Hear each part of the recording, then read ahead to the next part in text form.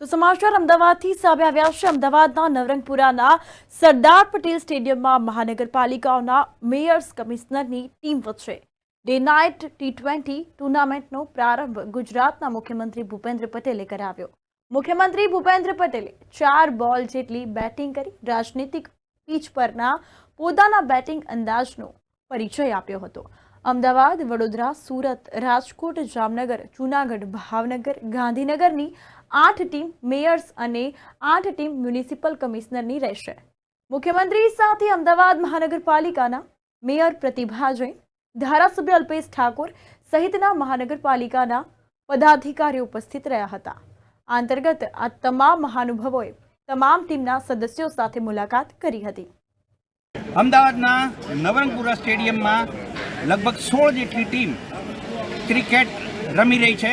આ છે Ahmedabad municipal corporation, Junagadh, Bhavnagar, Jamnagar મળીને 8 જેટલી મહાનગરપાલિકાઓની ટીમ, જેમાં મેયર્સ 11 અને municipal commissioner 11 day night cricket tournament રમવા જઈ રહી છે। આપણી સાથે છે અમદાવાદ મ્યુનિસિપલ કોર્પોરેશનના સ્ટેન્ડિંગ કમિટીના ચેરમેન દેવાંગભાઈ દાણી સાહેબ, સૌહાર્દ વધારવાનો આ કેવો પ્રયાસ? આજરોજ અમદાવાદ મહાનગરપાલિકા અને ગુજરાત રાજ્યની અન્ય મહાનગરપાલિકાઓ છે 8 મહાનગરપાલિકાઓની મેયર 11 અને કમિશનર 11 વચ્ચેની મેચ આજથી ટુર્નામેન્ટનો પ્રારંભ થઈ રહ્યો છે। ગુજરાત રાજ્યના માનનીય મુખ્યમંત્રી શ્રી ટૂંક સમય સરદાર પટેલ અહીંયા સ્ટેડિયમ પર આવી પહોંચશે અને મેચનો શુભારંભ કરાવશે। આજ રોજ અમદાવાદ મહાનગર અને ગાંધીનગર મહાનગરના મેયર 11 વચ્ચેની મેચ રમાશે। પરિણામે જે મહાનગરો છે એકબીજાની ખૂબ જ નજીક આવે અને એકબીજા પ્રત્યે આત્મીયતા વધે, સ્પોર્ટ્સમેન સ્પિરિટ વધે, એ આશયથી સ્પોર્ટ્સના આશયથી આજે મેચનો શુભારંભ થશે। દાણી સાહેબ, મેચ સિવાય કોઈ આયોજન, હેરિટેજ વોક કે આ કહેતે કે એવા કોઈ જૂના સ્થાપત્યો અને એવા સ્થળો પર આદાન પ્રદાન થઈ શકે? કોર્પોરેશન, બંને કોર્પોરેશન ઘણા સમયથી મહાનગરપાલિકાઓ અને કમિશનરશ્રીની 11 વચ્ચે મેચનું આદાન પ્રદાન, મેચો રમાતી હોય છે। આવનાર સમયમાં આ મુદ્દે ચોક્કસ ચર્ચા વિચારણા કરીને કોઈ નિર્ણય કરીશું। આપણી સાથે છે જશુભાઈ, જે ગાંધીનગર મહાનગરપાલિકાના સ્ટેન્ડિંગ કમિટીના ચેરમેન છે। જશુભાઈ, સૌહાર્દ વધારવાનો આ પ્રયાસ છે?